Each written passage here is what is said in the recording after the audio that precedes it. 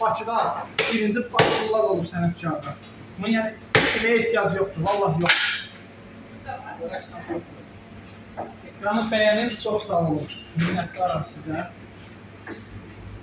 Hamı bilir ki, biz köhnənin ustaqlarıyıq. Hamı bilir onu, hamı.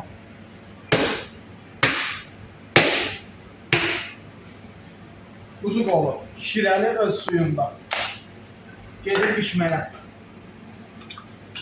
Kefli becə, şirəli dana, hamısından var.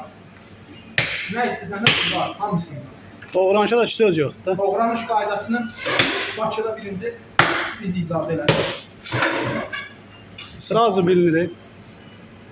Bir dəfə, bayaqda bir dəfə vurmaq lazımdır. Yəni götürləyəndə yedir bundan. Bunu nə yapırlar bunlar? Alakosun kavgasını ekranına çıkıp getir. Koçun qavrasını göstərirəm sizə. 105 nəfər adam var. 16 manata baxın. 16 manata harda var, o belə bir şey. Allah yox. Koçun qavrası.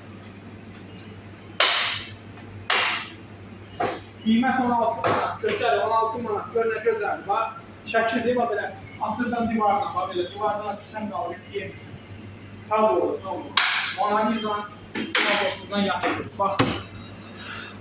16 manat. Görün də, alın yiyin də. Mən nə qədər? Vallahi yoruldu ben danışmam. Alın hadi yiyin də. Ağımaqla foto verin də. Yəni, kuzu səbəti antrikotdur. Baxın, bax. Bunu ancaq biz pişiririk.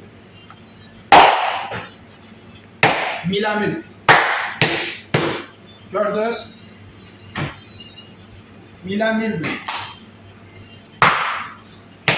Kimin varsa hem kabağda. Ne değil bu? Balık pazarı.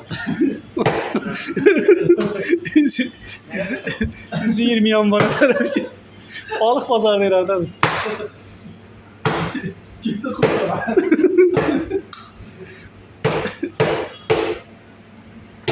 Doğranış öz sözünü deyir de burada. Valla bu doğranış. Bakıda bir dənə. İki dənə bizdədir bu, Allah'a. Antrikoda baxın, bəh deyir, valla.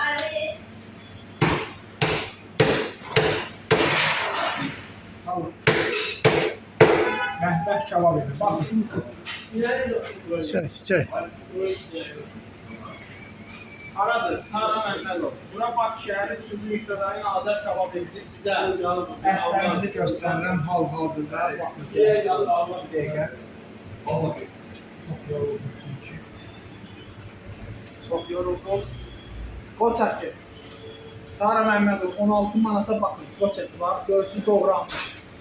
Qoçun qolu 16 manat. Budur, buyruq üstündə. Baxın, sonra deyirsiniz ki, manqol oldu, olmuşdur.